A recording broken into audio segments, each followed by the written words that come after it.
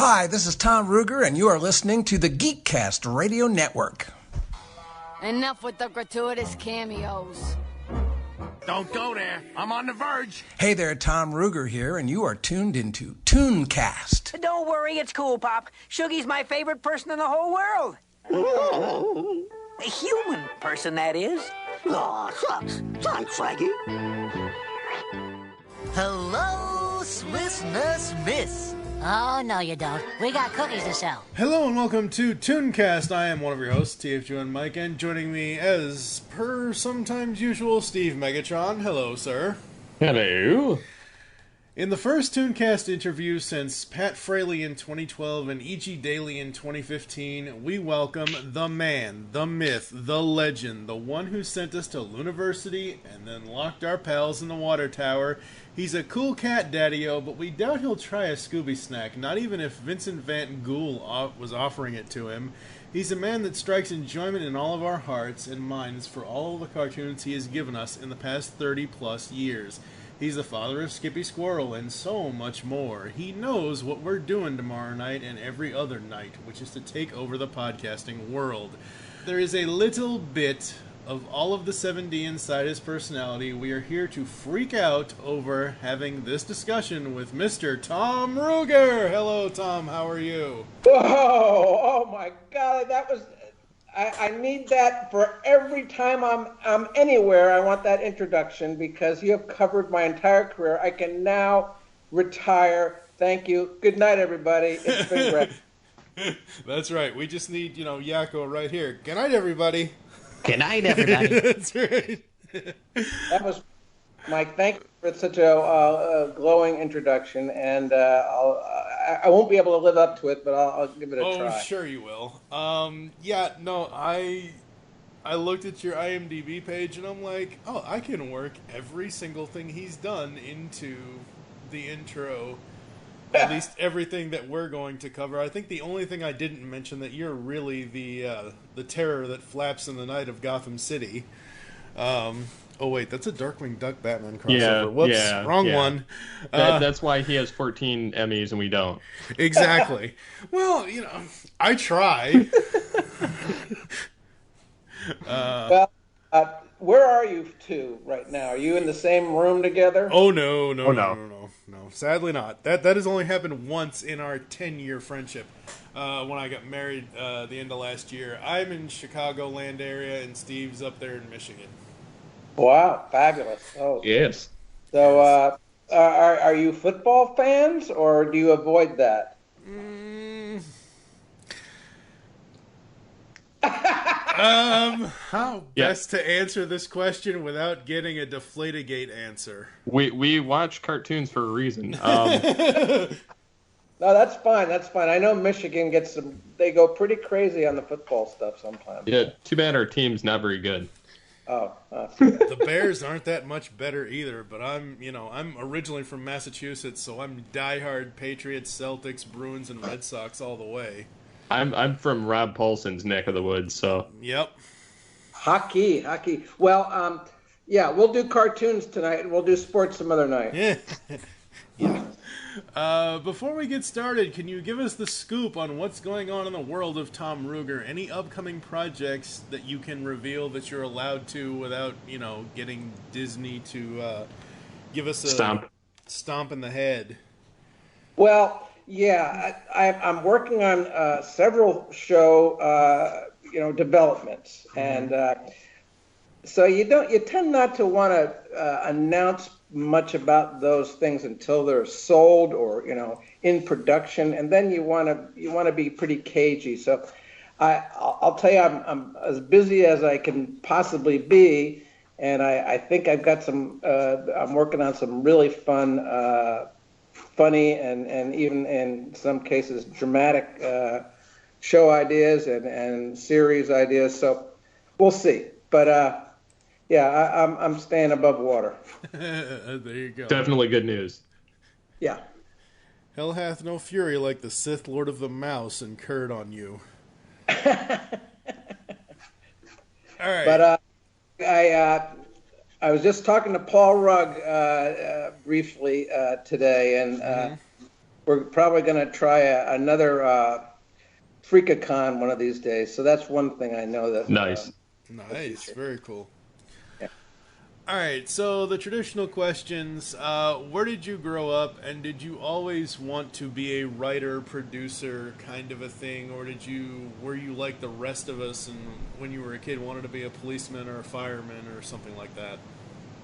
Well, I grew up back in New Jersey, and I loved cartoons when I was a kid right out of the gate. I mean, I had a really great childhood, neighborhood of kids, played, softball all summer, football all fall, basketball. We went sledding. It was just a great life. And but in the evenings, I would love to sit in front of the TV with like a sketch pad in front of me, and I'd draw the cartoon characters I'd see on TV. And basically it started with the Hanna-Barbera stuff, Huck, Yogi, Quick Draw, and then on Saturdays you'd see the Bugs Bunny cartoons, the Daffy Duck, Porky Pig, and those were clearly from another era, but they were very, very funny. So I just loved cartoons, so I would draw a lot, and my parents thought I was tracing. I said, no, I'm not tracing, I'm just doing it freehand. And so they gave me more paper and crayons and pencils. So I definitely gravitated toward drawing, and I did the editorial cartoons for my school newspaper. And then when I went to college, I applied and received a grant from the Arthur and Lily Mayer Foundation, who sponsored me to make an animated cartoon. So even in college, I was still sort of pursuing it. I wasn't sure I would make a career of it because I lived back in New Jersey and there wasn't really much of an animation industry there. So after I graduated, I came out to Los Angeles, and I got a job at Hanna-Barbera, like my first day out here. I was staying at a shabby motel on Sunset Boulevard, literally. I could see the building where Chuck Jones' offices were, but I couldn't get in the building from the motel I was staying in. And the motel was, was really very inexpensive. It didn't have phones in the room. So I'd have to go out to the phone booth till I call around the studios to see if anybody was hiring. And this phone booth out front was controlled by several working women who used the phone booth as like their central office to get calls, and this is what they did for a living.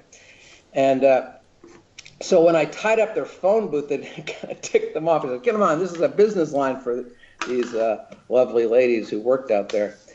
And so I went back to my room, and I was trying to figure out, I was looking at the Hollywood Reporter that listed every animation studio in town, and there was a knock on the door. I had earlier that day, I had called every studio, and I had asked for, Ralph Bakshi or Chuck Jones, or I called Hanna-Barbera, who do you want to speak to? I said, Bill Hanna. And they actually connected me to his office. Wow. Wow. And the secretary said, well, who is this? I said, well, my name is Tom Ruegger. I've come from New Jersey. I'm just new in LA, and I'm an animator.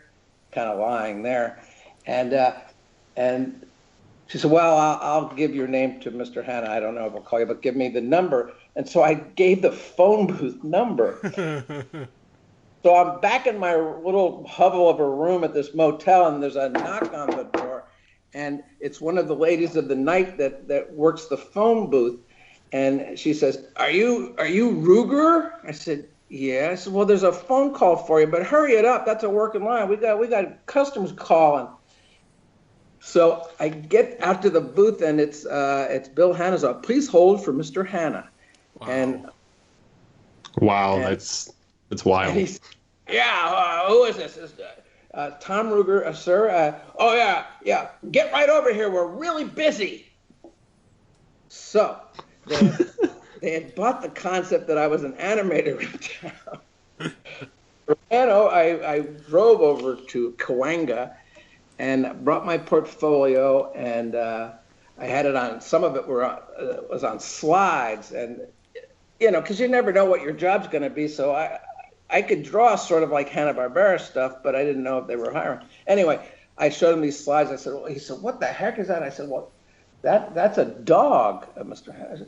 That's not a dog where I come from, you know. So he was already criticizing my stuff, but he gave me a 1-month trial period where I had to, I was an assistant animator working for animation legends like Dave Tendler and Bolus Jones, who both of whom were, you know, making Popeye cartoons and Donald Duck cartoons in the 30s and 40s. And so I was cleaning up their work, and I survived the first month, and I was there for 2 years, and then I segued into writing. And so yeah, it starts with the drawing for me. Wow. Very cool, very cool. All right, so we're here for 2 very specific reasons. We are also going to talk about a lot of Tom's other work, but 2 shows that he pretty much got off the ground are celebrating anniversaries this year. This interview will be online September 13th, 2018, which is 25 years ago to the day of when the Animaniacs were launched and put on television. I have a confession to make. When I was 13 years old, I could not stand the Animaniacs. I don't know why. I loved them. I don't know what it was. I don't think it was the show itself. I'm one of those people, which is strange because I hype people on stuff that I love all the time, yet if stuff is shoved in my face, I'm like, no, get away. I think we may have gotten a bad rap there because there were a couple of cartoons that had educational value, like, you know, United States, Canada, Mexico, Panama. And people said, oh, you should watch this because it's educational, and that's, of course, death. You know, kids don't want to watch educational stuff, so that some kids felt like that might have been a problem. I don't know what it was, because I grew up on, like, you know, Transformers, G.I. Joe, Mask, Thundercats, He-Man, Turtles, all that stuff. And I grew up watching Looney Tunes and Hanna-Barbera as well. But it's one of those things where somebody that I was close to at the time just absolutely loved it. And I just couldn't get into it. I've since, you know, come around, obviously. I actually, when Animaniacs hit Netflix, obviously it's on Hulu now, but when it hit Netflix a couple years ago, I marathoned the entire show within a week.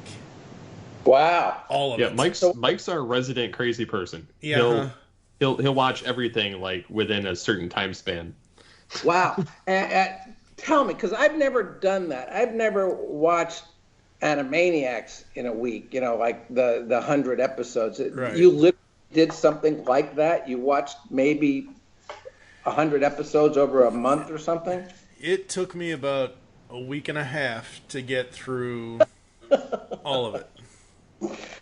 And what were you like before and then after? Before, I don't know what I was. I don't know what I was before. After, I was a little bit more zany, I would say.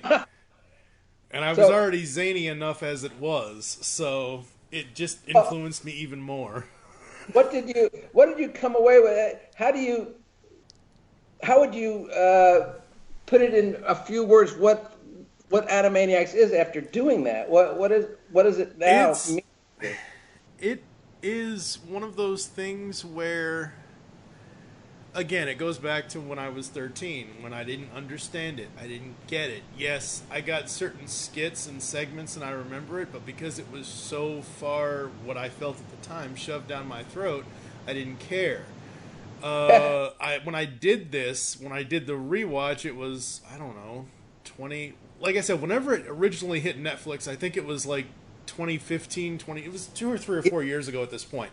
That's correct. And when I was like, ooh, Animaniacs is on Netflix. Yes, because I had been listening to, obviously, Rob's got Talking Tunes, and he does the you guys do Animaniacs Live and all that other stuff, and I had been listening to that, and I had been like, oh, I'd like to go back to that. I'd like to actually go get the DVDs. And then Netflix is like, DVDs? What do you need those for? Here's everything right here. And I'm like, oh, okay, cool. And different episodes hit me in different ways. Yeah. As an adult, I appreciate the humor more. obviously, than a 13-year-old would. There's so many hidden elements in there that when you're a kid, it just kind of flies over your head. But when you get older, you're like, I get it now. Yeah. Yeah.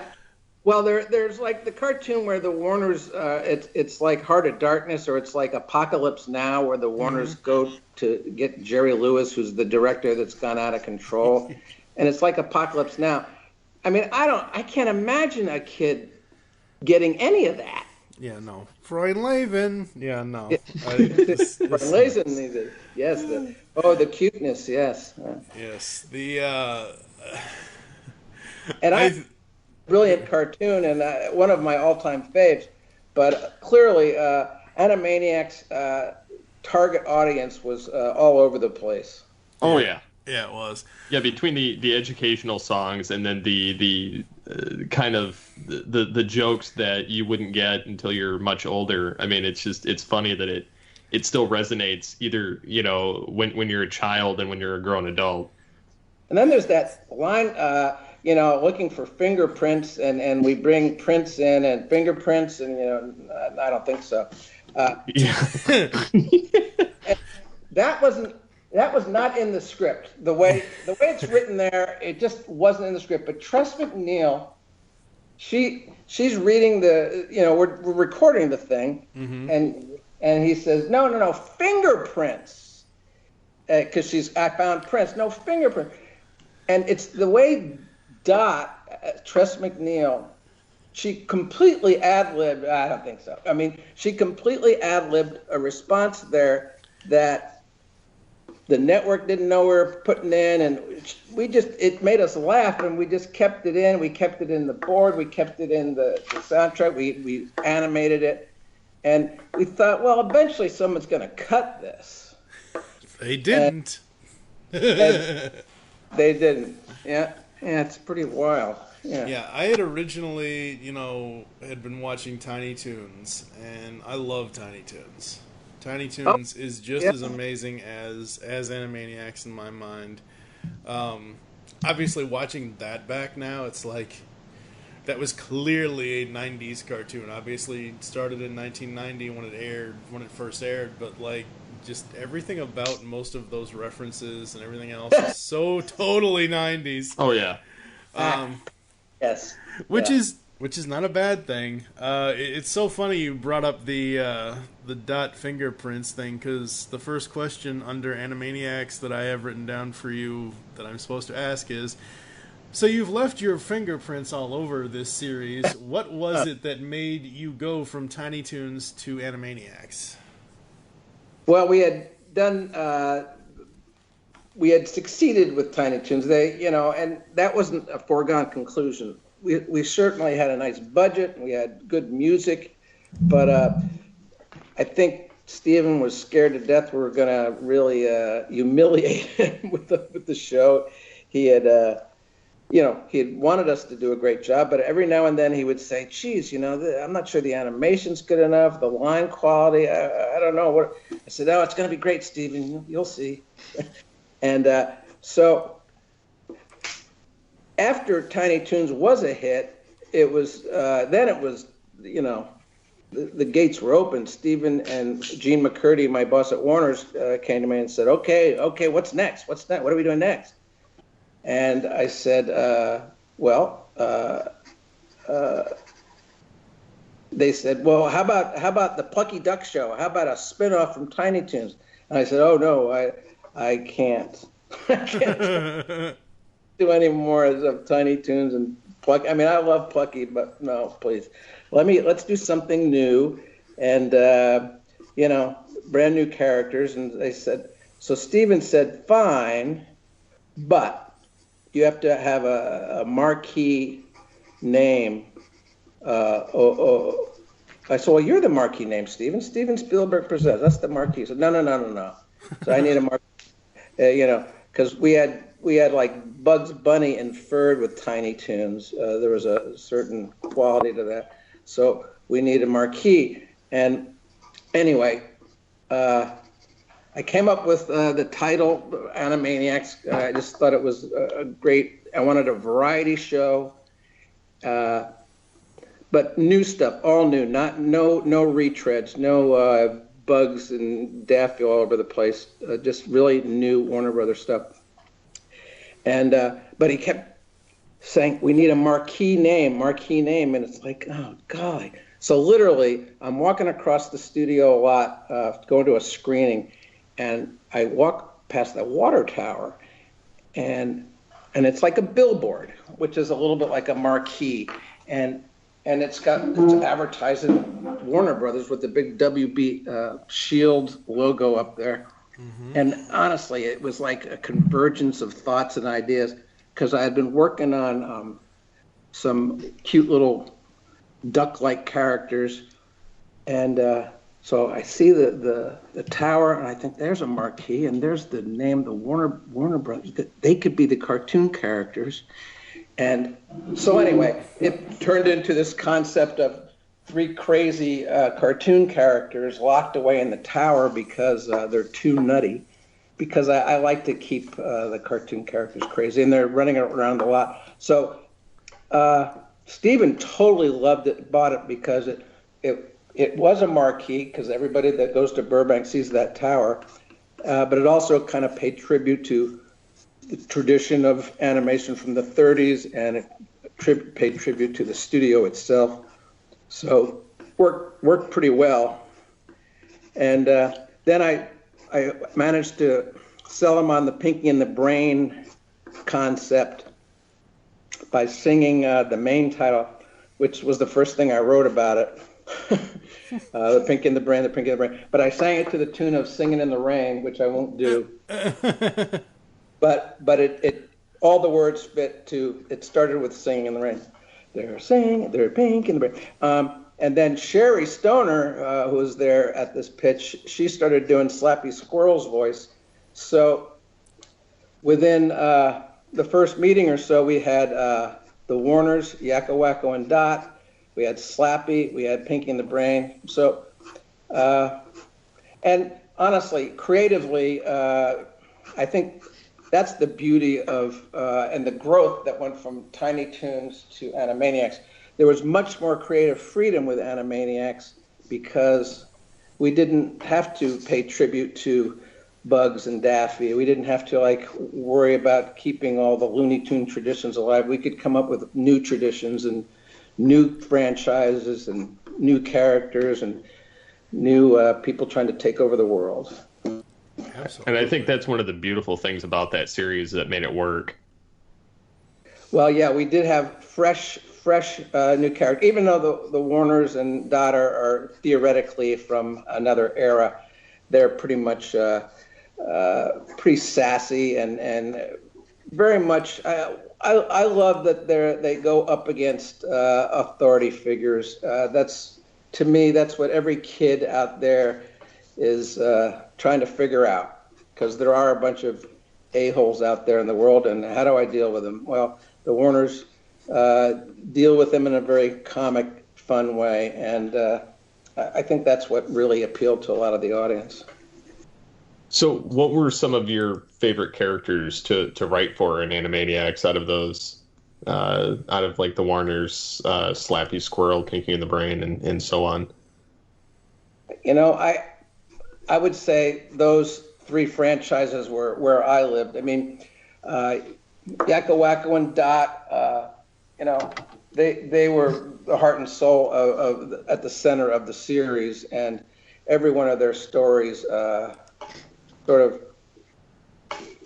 they really kind of carry the series. I think Paul Rugg wrote, I think, the funniest of all the Warner cartoons.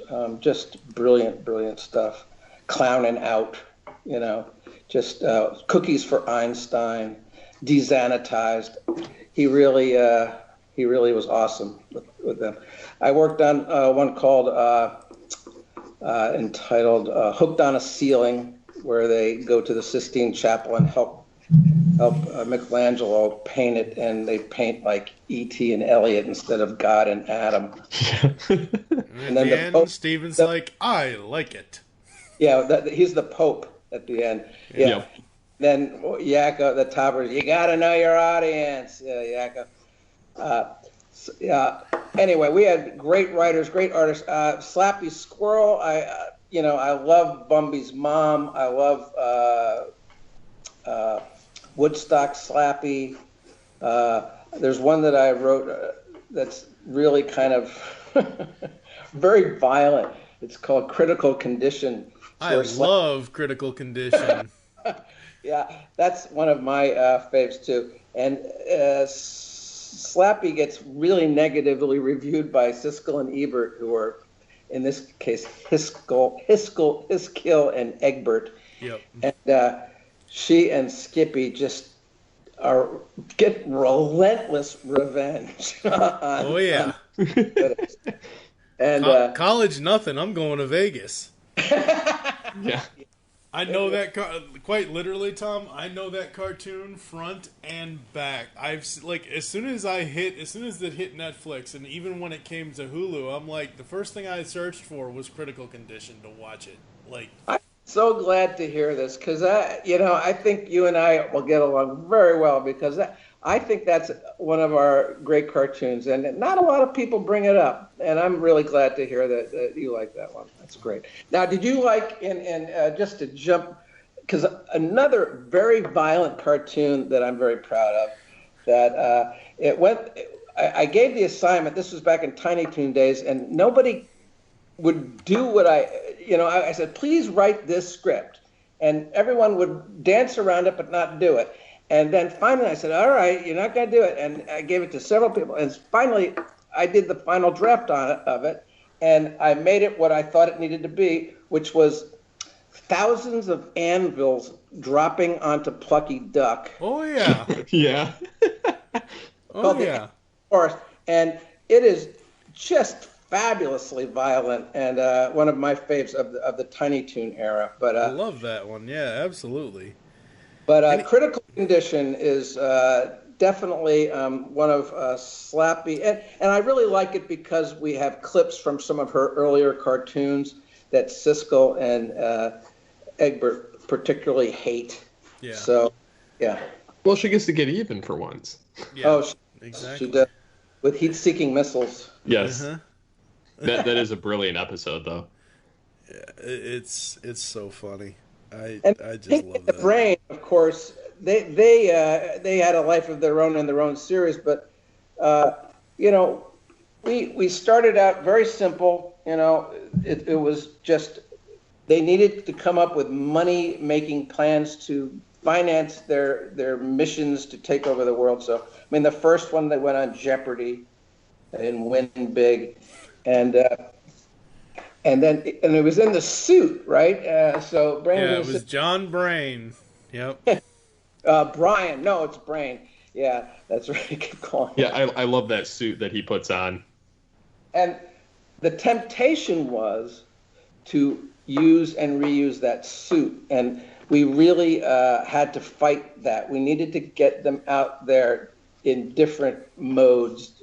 He became a jockey for the Kentucky Derby. We needed to not just fall back on the easiest way for them to take over the world, which is in disguise, because it's kind of funnier when he's just a lab mouse and he's a little tiny mouse and people are like accepting this little mouse talking to them as someone who wants to like run for president. Or I mean, Bubba Brain is one of my faves too. That's Sherry Stoner wrote that one.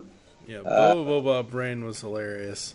I love Pinky and the Brain. That's one of the ones that I still enjoy watching.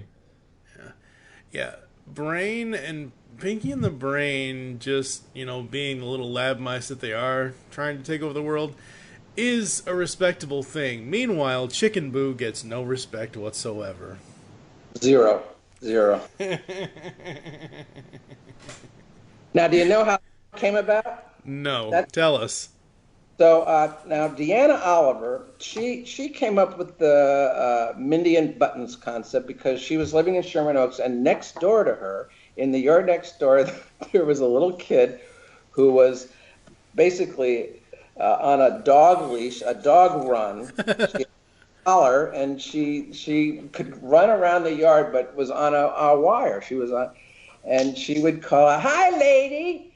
And so basically, Deanna's job was done by this little child. I mean, Deanna came in and said, "Let's do a show about this little kid that lives next door," and and she had also, I mean, she did a great job creating that, and she basically created the Good Feathers and wrote some of the best of those. So she had this idea about a chicken who is a human-sized chicken who, it looks like a chicken, but if he puts on a hat or a mustache, suddenly people don't recognize him as a chicken, and he could be Valentino, or if he was wearing like a little mustache and a little flat hat, or he could sideburns and a guitar, and he's like Elvis. And so she said, I think we should make some of these. I said, no. That's a terrible idea. No, go away. And then 2 weeks later, she would send me a title, Chicken Boo and the Good, the Boo and the Ugly. And I would just walk down the hall and say, Deanna, stop torturing me about this stupid chicken. and so then, like 3 weeks later, she comes into my office and says, Chicken Boo, what's the matter with you? You don't look like the other chickens do, but you wear a disguise to look like human guys, because you're not a man, you're a Chicken Boo. So that's funny. So she's really just relentless. Selling it. So Deanna Oliver is definitely the pride and joy of Chicken Land, because she fought like nobody, no one's business to make that reality. Chicken Boo. Absolutely. I always wondered, what was the deal with the kid shorts, the Randy Beeman shorts? I never understood those. Well, again, we must return to Deanna Oliver. Poor Deanna. We're not picking on you, we promise. No, the person who is speaking in those cartoons and who wrote some of them is Deanna Oliver's son, Colin Webb. That was, and he was a little kid, and he would come home and say, Mom, Randy Beeman did this. Mom, he did that. And so Deanna, with Colin, started concocting these little vignettes, these little stories of, Randy Beeman's mother, dreamt she was eating marshmallows and then woke up and her pillow was gone. I mean, just weird stuff. And so then what we did, which I think was really effective, we sent the whole batch of these little weird recordings, and we just recorded all of them at once. We sent them all to Star Toons in Chicago, who they animated some of the best of the Slappy Squirrels, and they animated all of the Randy Beemans, and they just had a very charming quality to their animation. They did like the sub-main title for the Slappy Squirrel cartoon, where the Warners were singing, the Slappy Squirrel theme song. Anyway, very cute stuff. So I think the Randy Beeman cartoons they look very consistent, and they're simple, and they're bizarre. They're just bizarre. But they're like, they're our filler when we have a show that's like oddly timed, and maybe we have a Pinky in the Brain and a Warner's, and we don't have time for a third cartoon. We'll put in some, good idea, bad idea, or mime time, or Randy Beeman. Very cool, very cool. One of my favorite skits in that show of Animaniacs was Good Idea, Bad Idea, which I thought was hilarious with Tom Bodette in there and Mr. Skullhead.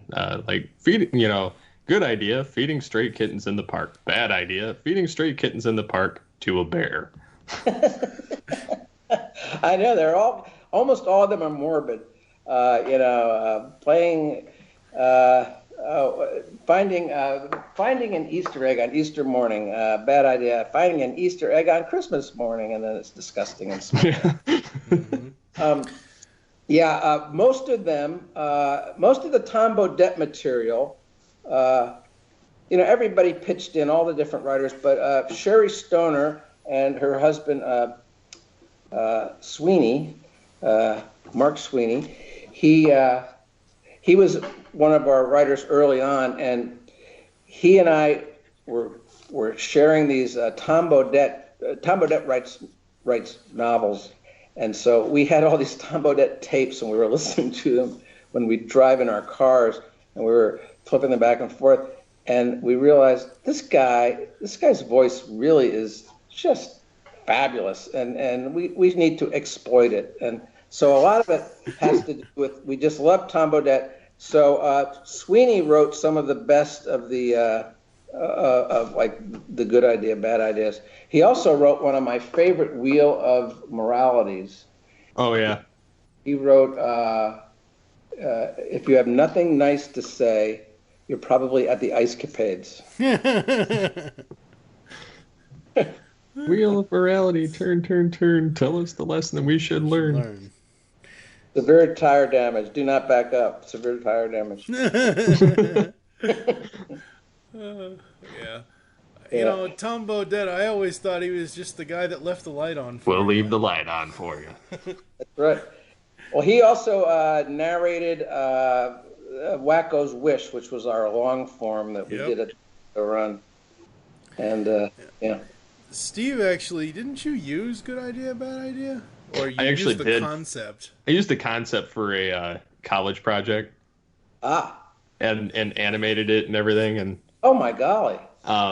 It, like, recreated the Good Idea, Bad Idea screen, and then I took, like, different things and tried to narrate it as close to Tom Bodett as I could. But I'm hearing your voice. I think you could get away with that.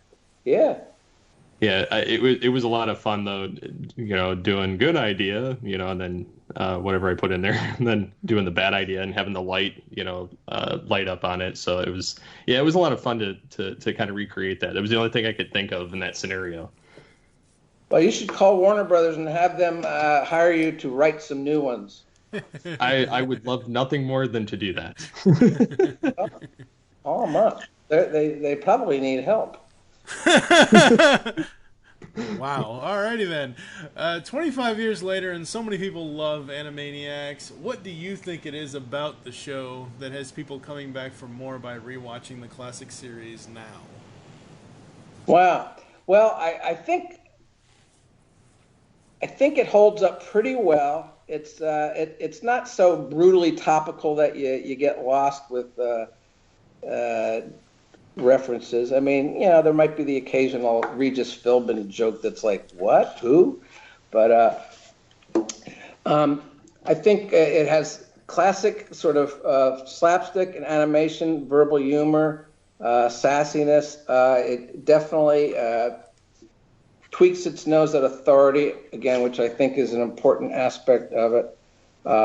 It shows, it displays with Pinky and the Brain the futility of trying, and yet you realize that if you don't try, you get nowhere. So I think Pinky and the Brain have a intrinsic value in our society right now.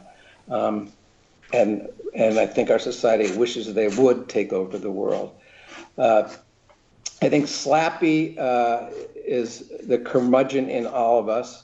And I think the Warners themselves, she's cute. He's wacky, and Yakko is just verbally one of the most brilliant characters ever. I mean, the songs he sings, the voice by Rob Paulson, it's just, I think, it's a very appealing batch of stuff. And if you're watching a half hour, if you don't like a segment, you can hang on, and then there'll be another segment. Maybe you'll like that one.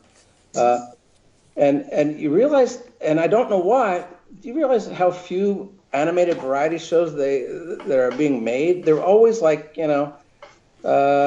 seem to all be like half hours or 11-minute cartoons now, and they have to stay very much on topic. I've noticed they have to stay very consistent. I worked at another company not too long ago, and they said, okay, here, we want you to work on this show, but we want this show to be one show. We want it to be all about this character and just about this character and that character. And we don't want you going off on tangents.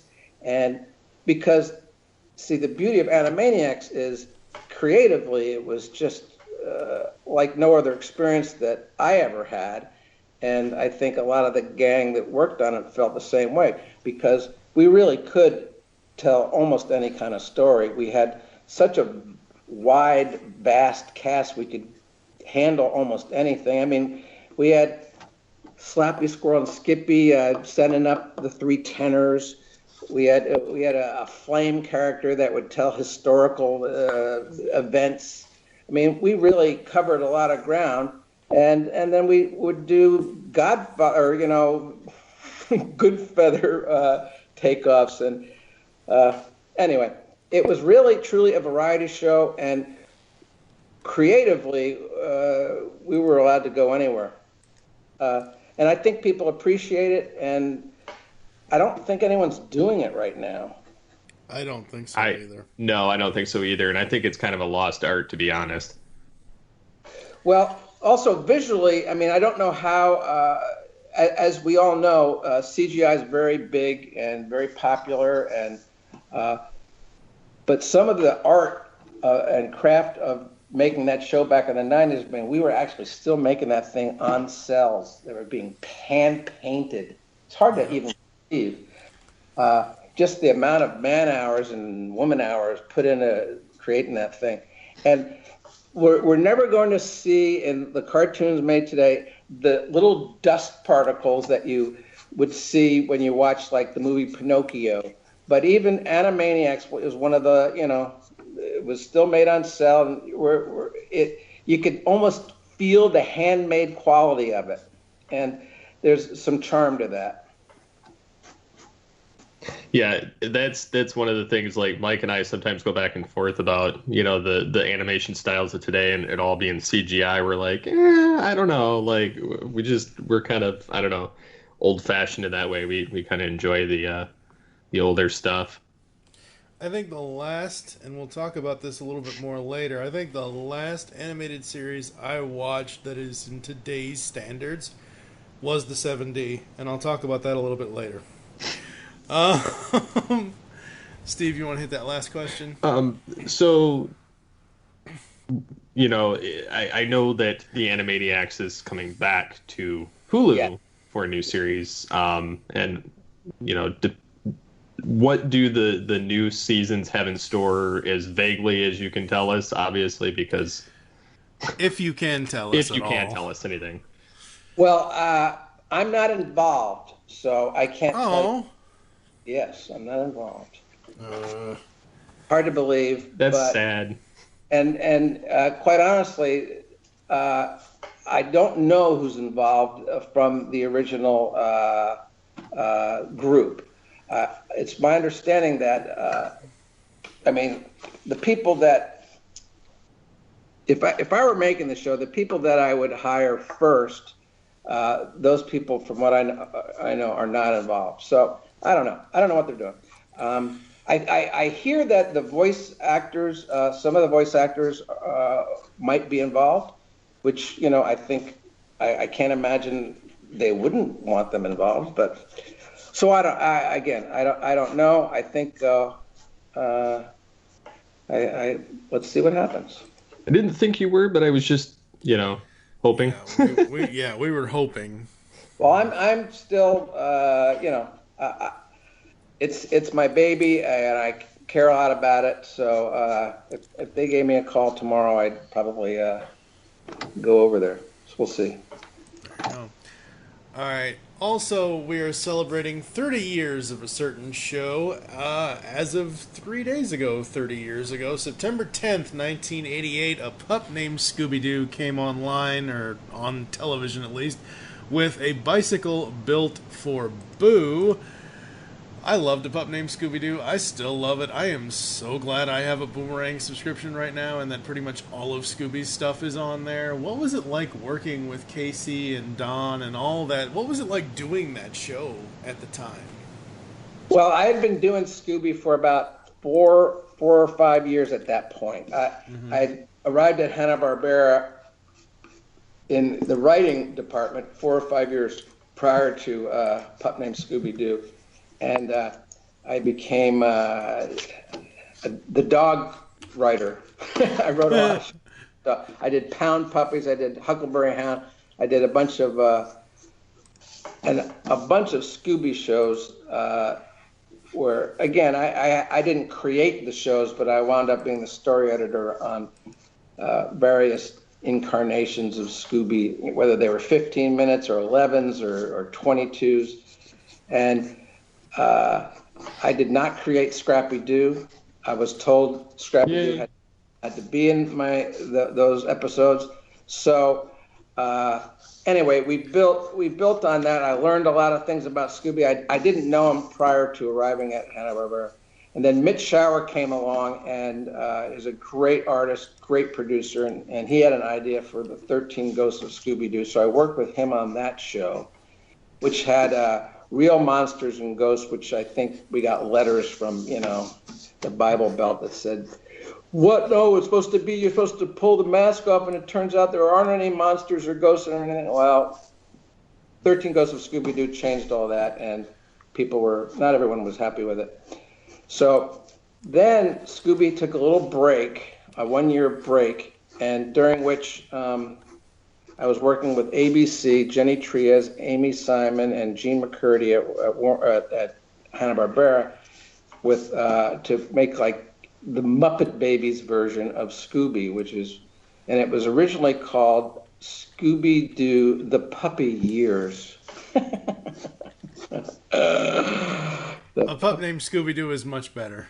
Yes. Yeah, no, yeah. And so we, I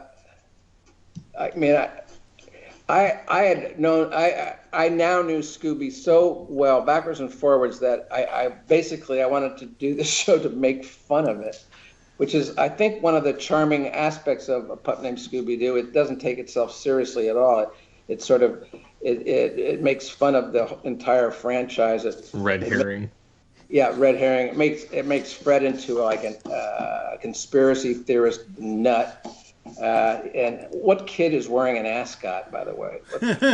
Done.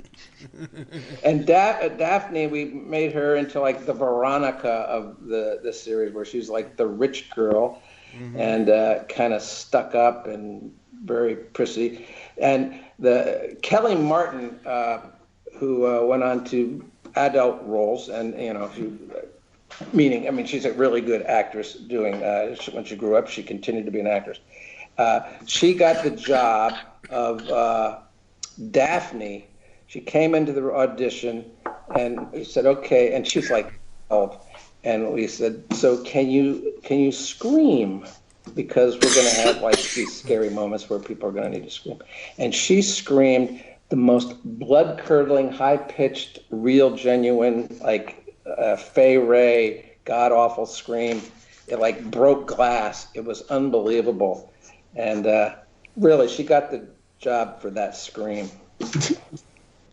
No one can scream like Kelly Martin. Just ask her someday. Anyway, so the show, Bill Hanna directed Bicycle Built for Boo that you mentioned. It was he hadn't been asked to direct a cartoon in like over a decade, and I went to him, sucking up the way I do, and I said, Mr. Hanna, and this was the first show that I ever produced. This was my first producing job, and I definitely wanted it to be a hit. And I felt we had some pretty good ideas going. We were going to do Tex Avery style wild takes.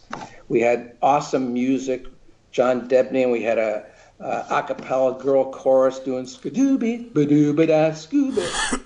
Our background music was going to be this a cappella singing group.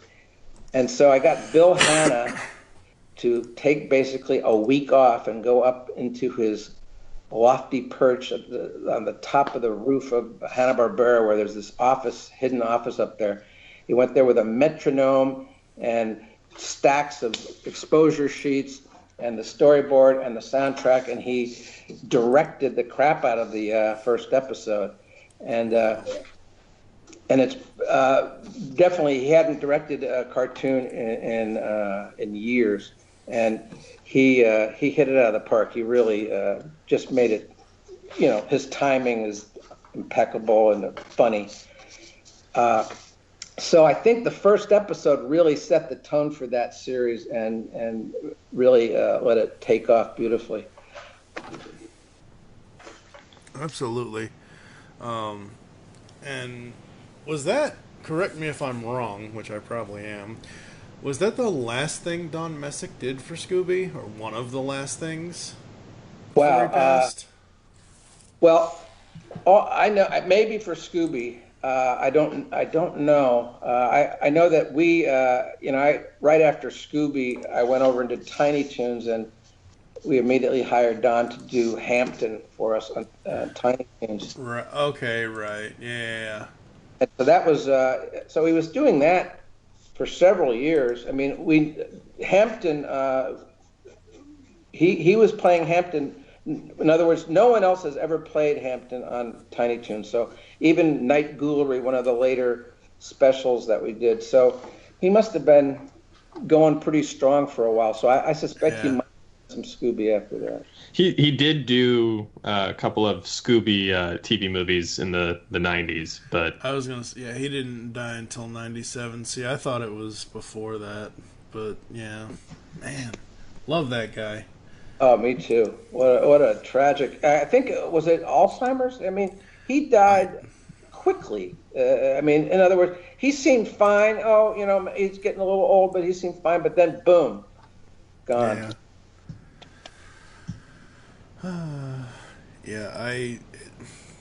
It's so funny. It depends on what it is, but I can usually fall asleep to almost any television program. But for me to get good sleep, I have to fall asleep to something that I know I can just do it. And for some odd reason, since I've seen it so much and I know almost every episode back to back and whatever, A Pup Named Scooby-Doo, along with anything on the Investigation Discovery Network, will get me a good 8 hours sleep if I'm watching it before Oh, that's good. Is that good for Scooby? Yes, that's good for Scooby. Because then I have to go back and rewatch all the things I missed while I was sleeping. Scooby puts you to sleep, and we're saying that that's a compliment. Yes. Okay. All right. I'm strange. I told you, I'm strange.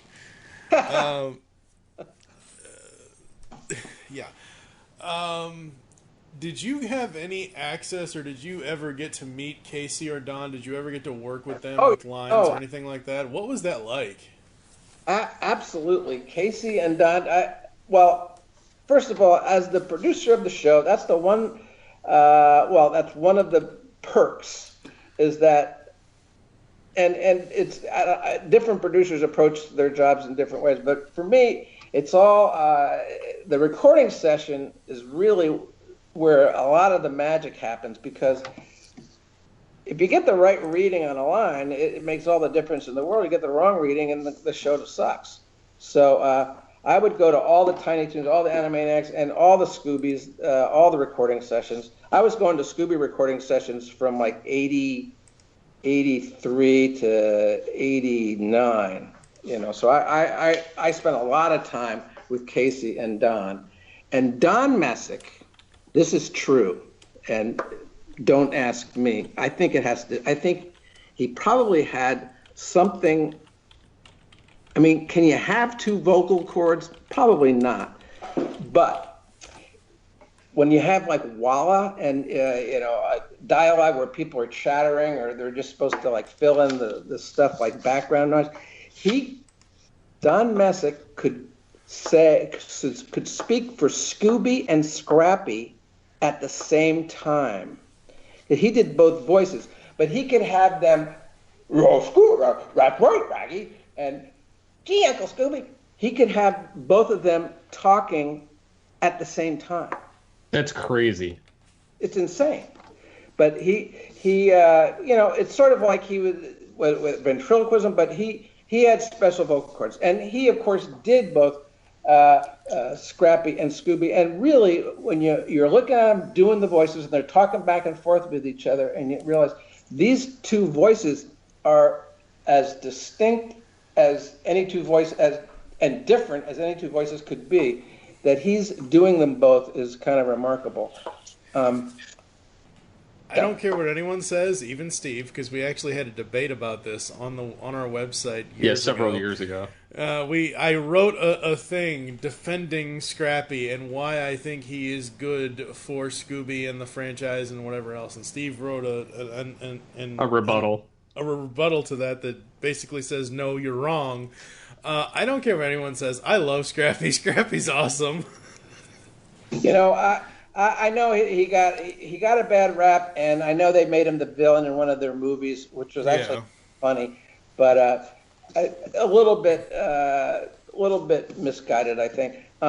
Now, Scrappy, the first season, I don't know if these exist anymore, whether they recorded them. I don't think they did. The first season that Scrappy existed, he was voiced by a guy named Lenny Weinrib. And he really was obnoxious.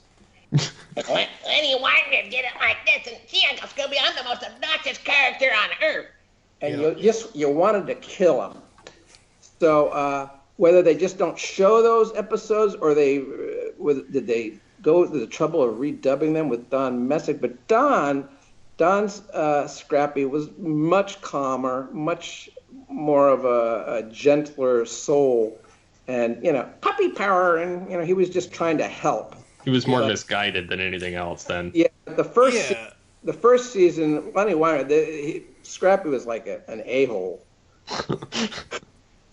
Yeah, I remember the Lenny Weinrib version. I do too. I always gravitate to Don's version because... Yeah. The way I look at it, and if I actually tried to find the articles before we did this, and they're gone now, I guess. I don't know where they are. But for me, I never could fit my personality, as a kid, I could never fit my personality into any of the main characters. I wasn't a Fred, I wasn't a Velma, I wasn't obviously Daphne or Velma, but I wasn't... Okay, in Shaggy's case, I guess, yes, because I love food. I've always loved food ever since I was a kid. But, and even Scooby, I could never really fit in. And then Scrappy came along, and it was the Don Messick version. It was like, I just want to help. I just want to, Let me at him. Let me at him. Yeah, exactly. Yeah. That's why I love Scrappy. That's why I think Scrappy is good. It has nothing to do with whatever... weird earlier version there was. I worked on a lot of cartoons that Scrappy was, he was featured in the years that I was doing Scooby, and I had no problem with him. I mean, he served a function. I did have I did a bunch of cartoons where the group was Scooby, Shaggy, Scrappy, and Daphne, right? Yep. And boy, Daphne, and I love, is it Noel North, or I don't know. Yeah. I loved her, but she was tough to write for because she was not the most sparkling personality, Daphne as a character. So it was a little tough. Yeah. But Scrappy, see, in that one, Scrappy's carrying a lot of energy because he's handling.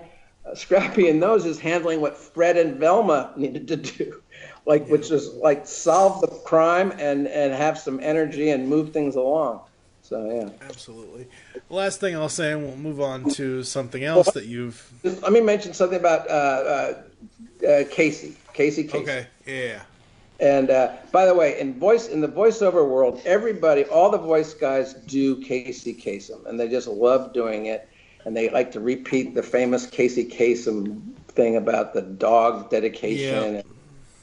But Casey was a vegetarian. Did you know that? You probably did. I think we did, yeah. And he, so whenever we had a pizza, come on, Scoob, let's get a pepperoni pizza. Oh, he would flip. Why are we having pepperoni pizza? I will not say this line. We're going to make it a veggie pizza with extra zucchini. Anyway, that was my Casey Kasem story. So Wait a minute, because I know Casey was obviously still working on this at the time. The Pup episode where it's the Scooby Snack Factory, and they're like, we created the only unsuccessful flavor of Scooby Snacks, zucchini squid. Was that a poke at Casey? Yeah, yes, it was. Hey, Scoob, I'm hungry. Okay, Maggie. It's amazing. It's funny, you mentioned Kelly Martin, who voices Daphne in A Pup Named Scooby-Doo. The sad thing is, I've seen her in other things, I just haven't recognized her. When you said her name, I'm like, I know that. She did this is so sad on my part. Back in 2013, she did a Hallmark Christmas movie with Cameron Matheson, and that's the only thing I've seen her in live action in a long time. Well, she had a whole series she had a series where she was a sleuth. I think she was like the Haley Dean Mysteries. Yeah, those are still going on. But what I'm saying is, like, before and since A Pup Named Scooby-Doo, yes, I've seen her, and I remember her in some of these other things. But what I remember her most for was a Hallmark movie from 2013. Yes, and she, of course, was in car for several years. Yeah. Yeah. Absolutely. All right, Steve, freak out on him. All right, so obviously we're talking Freakazoid since Mike dropped that subtle hint. I love this series, getting Ed Asner, Ricardo Montalban, David Warner's characters, which were among my favorites in the show. What inspired Freakazoid and all the zany characters there within? Well, Freakazoid, I inherited that. Steven bounced it over to me when Paul Dini and Bruce Timm developed it, but then bailed on it because Steven wanted it to be funny. And Paul Dini's done all sorts of comedy, but I think there was reticence on Bruce's part to go as sort of zany as Steven was pushing for. So I'd say I'd give a lot of credit to Paul Rugg for the brilliance of Freakazoid and the zaniness, because I'll tell you how it all kind of came about. We wrote some stuff. We wrote a bunch of different scripts, short pieces, long pieces, for Freakazoid.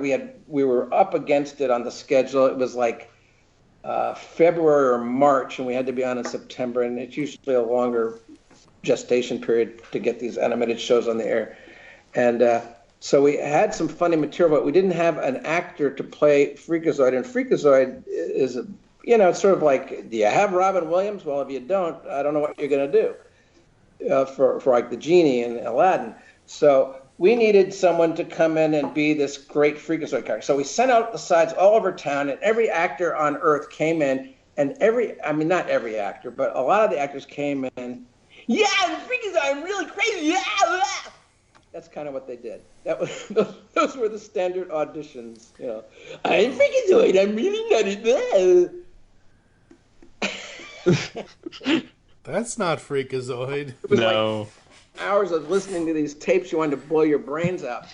So we were doing an audition one day for yet more auditions, and Rugg was there because he had written some of the stuff. I said, Paul, go on in there. And I had, of course, been hanging out with Paul Rugg along with all the other writers for several years now. We had done Animaniacs and Pinky the Brain. And Paul Rugg does different voices when he's just talking. He does his dad. He does Jerry Lewis. He does serious Paul and crazy Paul. And he does different talk show hosts like Tom. Different talk show hosts. So he went in there and just read Freakazoid as he would do it in these different voices, and it all kind of came together at an audition session. And so, but what made it work was, I said, Paul, so you've just read all these scripted lines. And I said, so I gave him some spots where I wanted Paul to just at this spot in the script, Paul, I want you to just go off script. I just want you to just go anywhere you want, because Paul Ruegger is a master improv guy. So that's what he did. He just went off and improv all sorts of crazy stuff. And so I went back to the studio and I edited together some of the script, but mostly all the crazy improv stuff. And it almost made absolutely no sense. It was insane because they were non sequiturs upon non sequiturs. So I sent that over to Spielberg, and I thought, well, I'm going to get fired, or they're going to come get me and put me in a net. But he totally got it and laughed hilariously, and that's how Paul Ruegger became Freakazoid. That's awesome. That is so cool. And he really is.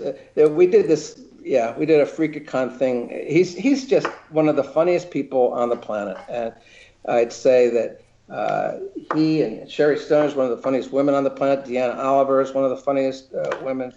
And anyway, we were blessed to have all these great writers. We had Peter Hastings and John McCann and Charlie Howe, Gordon Bresek, Nick Hollander. So many great writers. And not to diminish the incredible art of all the artists and directors, Rich Ahrens and the entire crew, but we were very fortunate.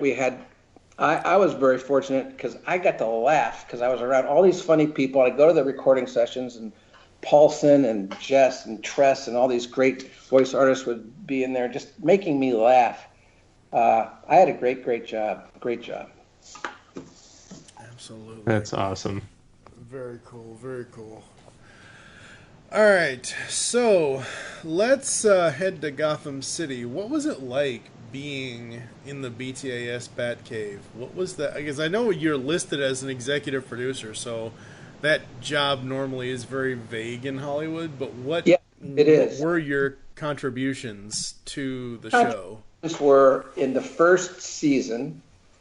I was crisis management.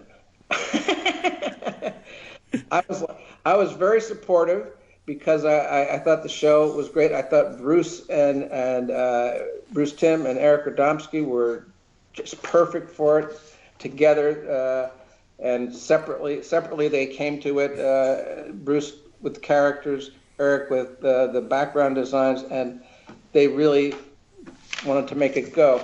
And before Alan Burnett arrived, there were some story issues. So at the beginning of the process, I got stuck story editing and I wound up story editing and writing stories and scripts.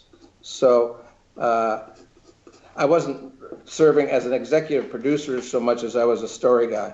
But at the same time, I think I had Tiny Toons and Animaniacs both kind of cranking along, so I couldn't do that much on it. So I probably wrote maybe five or six scripts in the first season and story edited. I wrote the Bible, certainly a version of the Bible, and basically I along with Gene McCurdy, our job as the executive producers was to keep everybody at Warner Brothers happy, because there were different people having concerns, like Tim Burton, hey, that sounds like my show, or my movie.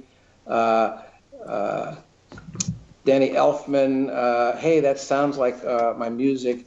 Trying to make everybody realize we're all in it together, and making sure Bob Daly and Terry Semel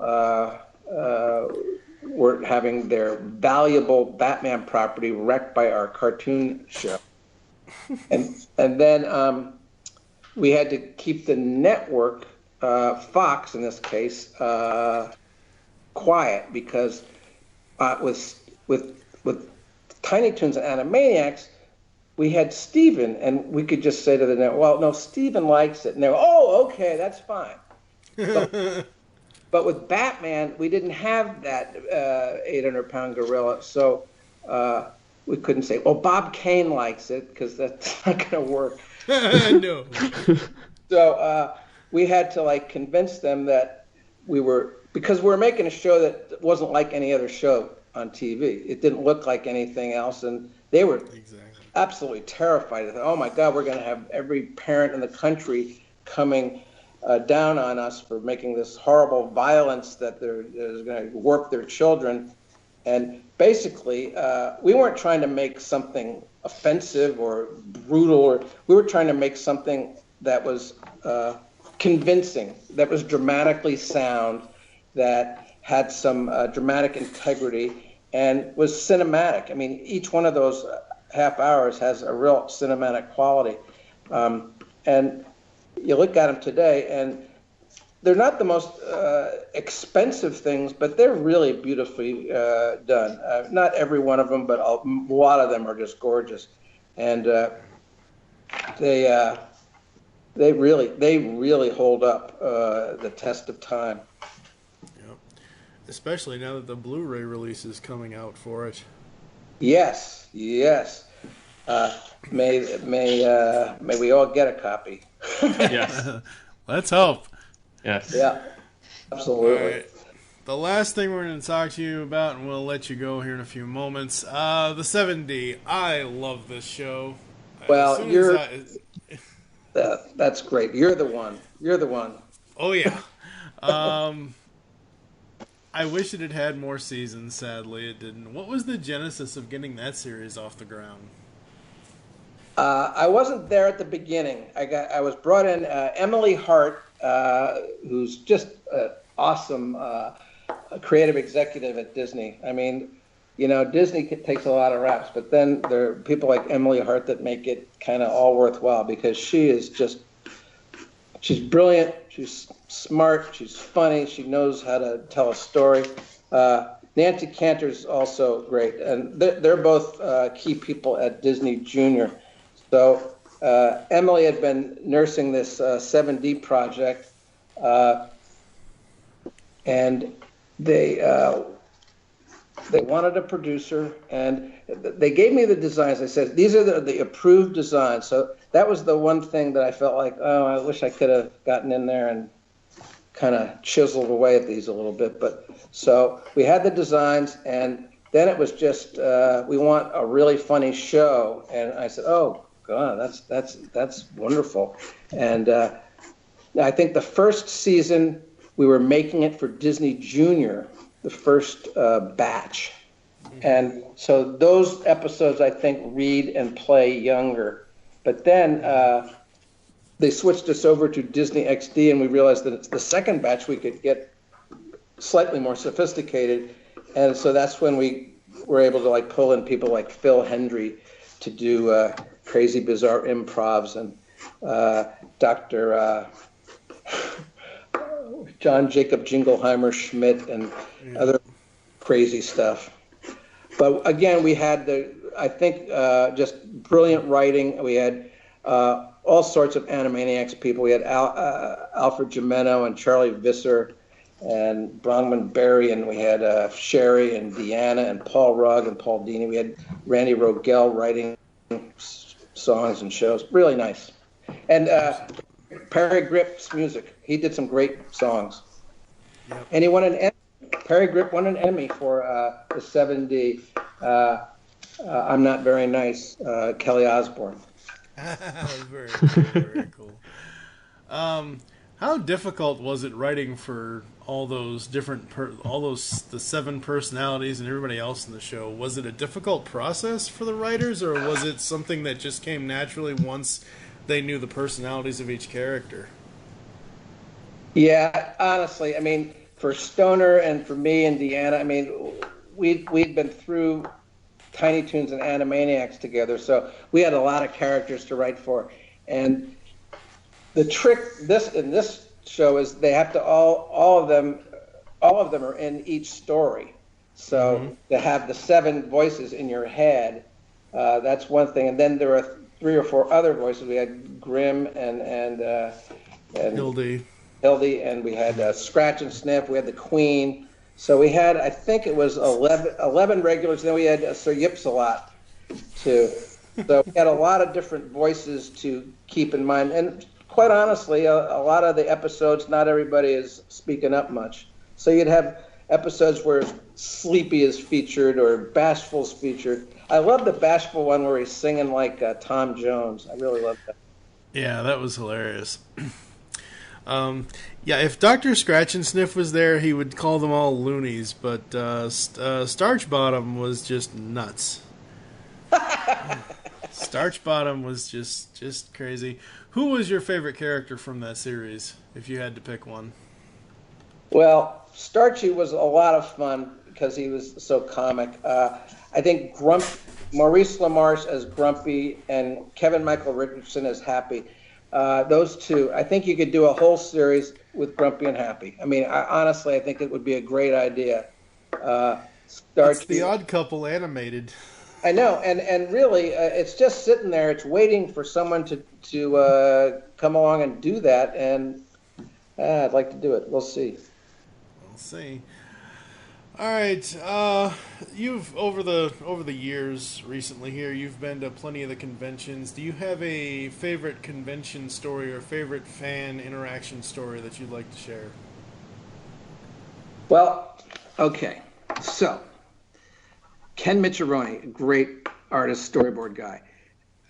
It was before the San Diego convention. This is back in Animaniacs days.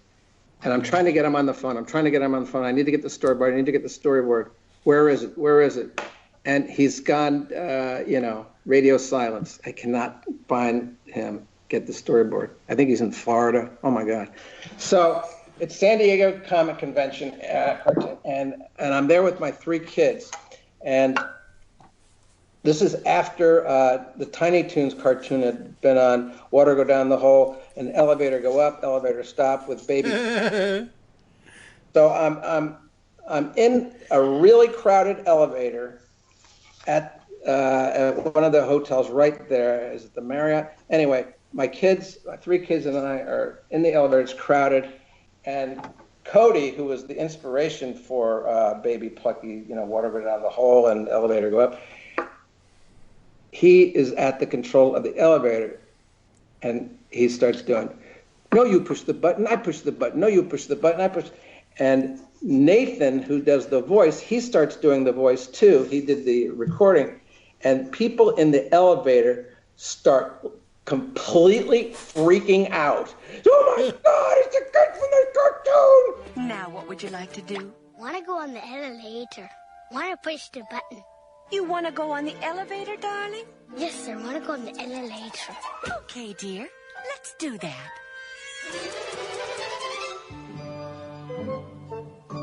No, I push the button. No, you push the button. I push the button. Now your turn, my turn. I push the button. Okay. I push the button. So, and it really was. It was just a remark. I said, yeah, that's a good. So we get to the lobby. We step out, crowded lobby, crowded elevator, and there, standing right in front of me, is Ken Micciarone, whose storyboard is missing, and I leap at him, and I grab him by the throat, and I say, where's my storyboard? So that is my... That's amazing. Sorry. That is so amazing. All right, would you like to inform the people or the fans where they can interact with you online? Well, I've got a Facebook account, I've got Twitter, I've got Instagram. I can be found. I'm just reach out and you will find me. So, easy enough. Awesome. We would like to thank Mr. Ruegger for taking the time to chat with us in this ToonCast interview. We will catch you next time here on the GeekCast Radio Network. Good night, everybody. I don't know what to say. The monkeys won't do. And I also don't know what to say about those crazy producers from the Geek Radio Network. They're driving me crazy.